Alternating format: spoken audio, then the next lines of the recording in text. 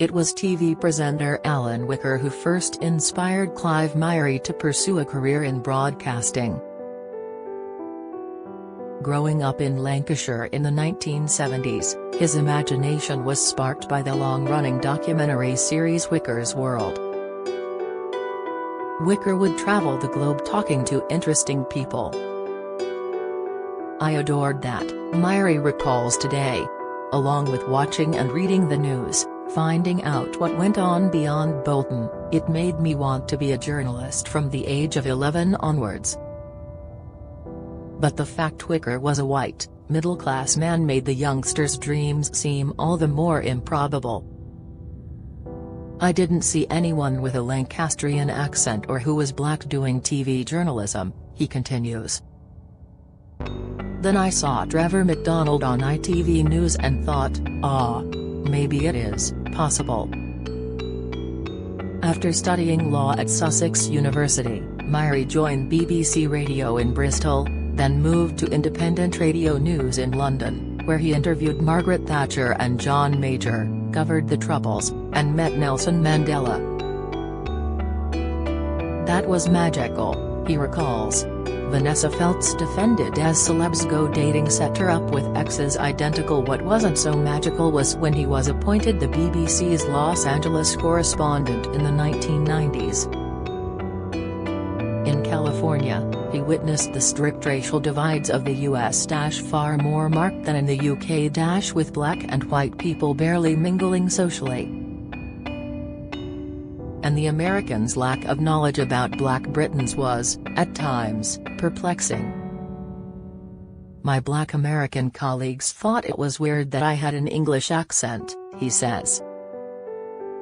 "They had no concept of a Black British community. Two good friends of mine, a black cameraman and a black producer, were convinced that I was putting the voice on." One of Britain's fast-rising journalists, he was then appointed the BBC's Europe correspondent in 2007. By 2009, he was largely concentrating on presenting news. Since then, this child of Jamaican immigrants, who is now the main anchor of the BBC News at 6 and 10, has become a TV stalwart, the man Britain often turns to for information and reassurance during its most important events. At the height of the COVID pandemic, he reported from an intensive care unit at Royal London Hospital in full protective gear. During the early days of Russia's invasion of Ukraine, he presented the news at 10 from the Kyiv rooftop, missiles landing nearby, much to the concern of his fans and regular viewers who wanted him home safely. When the Queen died last year, he fronted rolling coverage for several hours into the evening, finding just the correct respectful but journalistic tone. He presented the proclamation of accession of the new king at St James's Palace, too, a major historical event, where he says he felt the weight of history on my shoulders. In 2021, he took over from John Humphreys as the host of Mastermind. When that was announced, his news colleagues gave him a rousing round of applause. One fellow presenter, the late George Alagaya, told him what a wonderful thing it was that the BBC had given a person of colour one of its crown jewels. Now 59, and living in leafy North London with his wife Catherine, a furniture restorer, Myrie is optimistic race relations in the UK.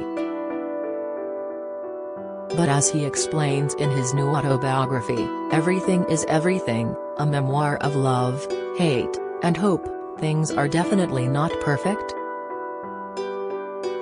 "I got the impression, growing up in this country, that the idea was for us all to live happily together, at some point," he writes. Don't miss. Danny Masterson's lawyer issues defence as actor in mental distress. Latest, Scottish Robert Burns actor John Kearney dies. Insight, Sunday Brunch's Simon Rimmer says it's time to move on in career announcement. Discover, that point, he thinks, is getting closer. And, While the Prime Minister is of Indian heritage, there's a black female bishop and the Mayor of London is the Muslim son of a bus driver. Racial equality is still far off. Americans might say that electing Barack Obama in 2008 was the biggest stride towards giving ethnic minorities a powerful role in society. But Myrie believes modern Britain has gone further than any of the other major democracies. The legacy of slavery means that white and black Americans still have a sense of separateness, he says. There's a feeling of superiority among white people. That doesn't exist so much in Britain. However, as he explains in his memoir, racial harmony was much rarer when his parents first arrived in England from Jamaica, in the early 1960s. His mother Lynn, a teacher, and dad Norris, a skilled shoemaker, were part of the Windrush generation of Caribbean immigrants. They were a group of people who came to Britain full of hope and excitement for Britain's future, says Myrie. They also had fresh ideas and a strong work ethic. But too many politicians and members of the public saw the new arrivals as a threat to the UK's racial character. They were frequently met with hostility and racial discrimination in the workplace and when looking for housing. The Windrush generation's potential as a dynamic, positive influence on society was wasted, somewhat. Lynn's Jamaican teaching qualifications weren't deemed good enough, and, with no time to retrain while caring for her young son, she had to fall back on dressmaking. Norris, meanwhile, worked on building sites and in a factory to make ends meet. He felt frustrated and unhappy. According to Myrie, his parents didn't, in fact, experience a great deal of racism, perhaps because they were too busy trying to provide for their family to give it much attention.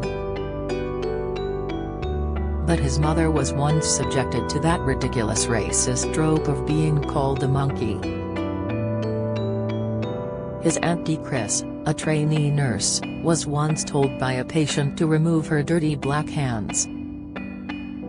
Today Myrie suggests his parents escaped a lot of abuse due to their tactic of keeping their heads down. They were home buddies, he adds. In general, our family kept themselves to themselves.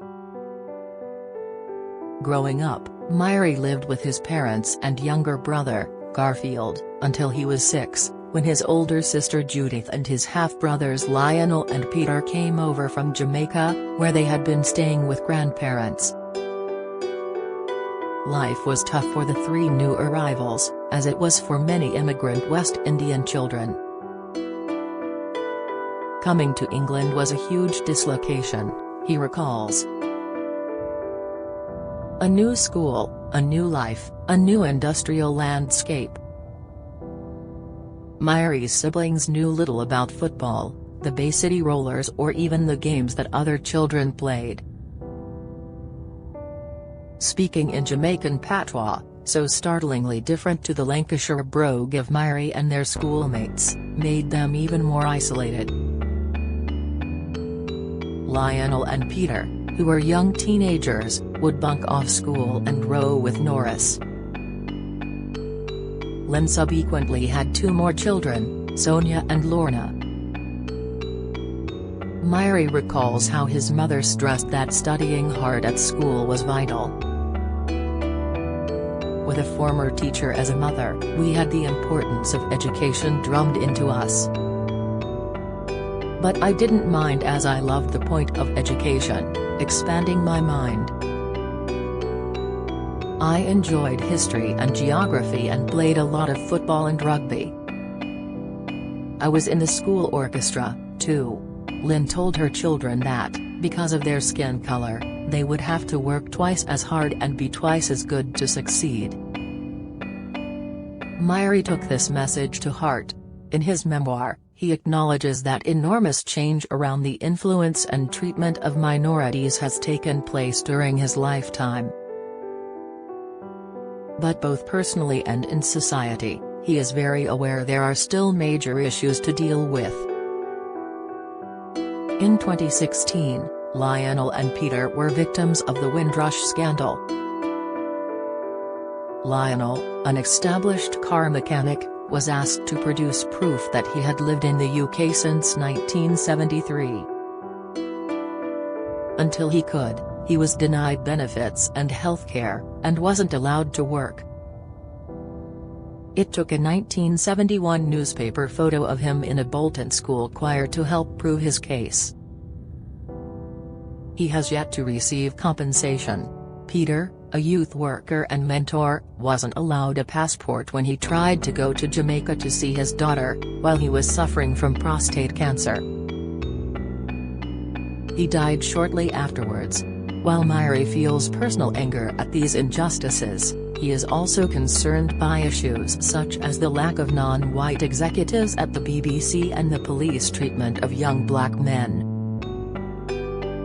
But he feels, since the death of George Floyd in the US, there is now a much more measured and sensible discussion about race relations and inequality across Britain. However, despite being a TV institution, he still receives racist messages on social media and via letters to the BBC. I pity these people being motivated by such a level of hatred that they are willing to write something, go to the post office, put a stamp on it and send it, he says.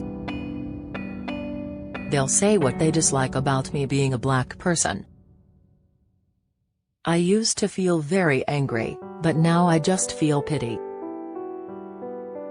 On occasion, in the past, I've responded and said, I don't understand where you are coming from. They never reply. They never continue the dialogue. Myrie stresses just how pointless racism is.